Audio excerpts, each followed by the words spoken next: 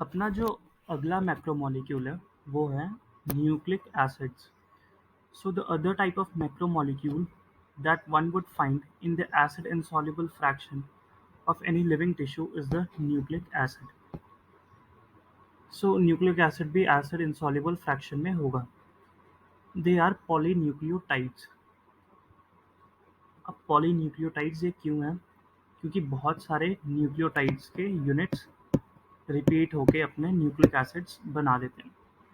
Together with the polysaccharides and the polypeptides. अगर आपको याद हो तो हमने जो प्रोटीन्स थे उनको पॉलीपेप्टाइड्स कहा था और न्यूक्लिक एसिड्स को हम पॉलीन्यूक्लियोटाइड्स कह रहे हैं. Comprise the true macromolecular fraction of any living tissue or cell.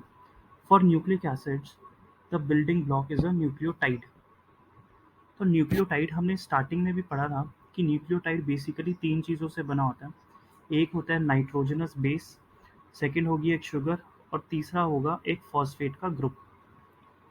So a nucleotide has a 3 chemically distinct components.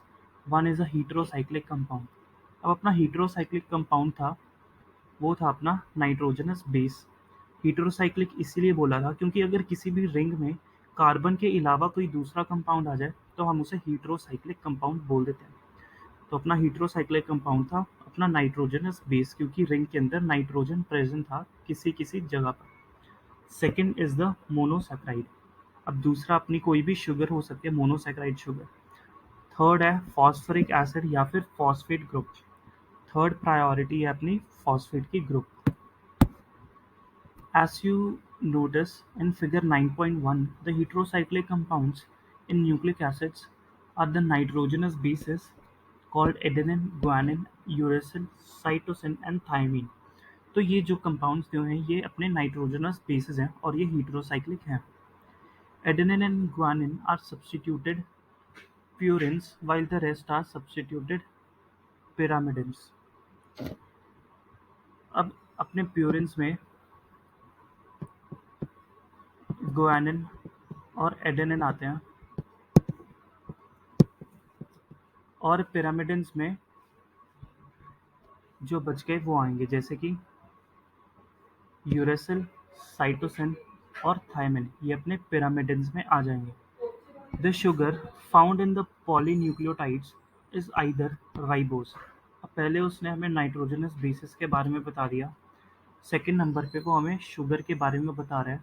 कौन सी शुगर हो सकती है? या तो राइबोस हो सकती है, मोनोसेक्राइड पेंटोज. तो राइबोस एक पेंटोज शुगर है या फिर वो हो सकती है 2 डीऑक्सी राइबोस. अगर किसी कंपाउंड अगर वो डीऑक्सीराइबोस शुगर है तो हम उसे डीऑक्सीराइबो न्यूक्लिक एसिड बोल देंगे. कि अगर उस न्यूक्लिक एसिड में डीऑक्सीराइबो शुगर है तो हमें उसे डीऑक्सीराइबो न्यूक्लिक एसिड बोल देंगे जिसको हम डीएनए बोलते हैं. और अगर उसमें राइबोस शुगर है तो हम उसे राइबो न्यूक्लिक एसिड बोल देंगे जो हम आरएनए कहते हैं. तो इधर राइबोस और डीऑक्सीराइबोस का स्ट्रक्चर दिया गया. तो इनमें आप डिफरेंस देख सकते हो. इसका जो सेकेंड कार्बन है राइबोस का उस पे OH ग्रुप प्रेजेंट है, लेकिन जो अपना डीऑक्सीराइबोस का सेकेंड कार्बन पे जो ग्रुप है वो सिर्फ H है.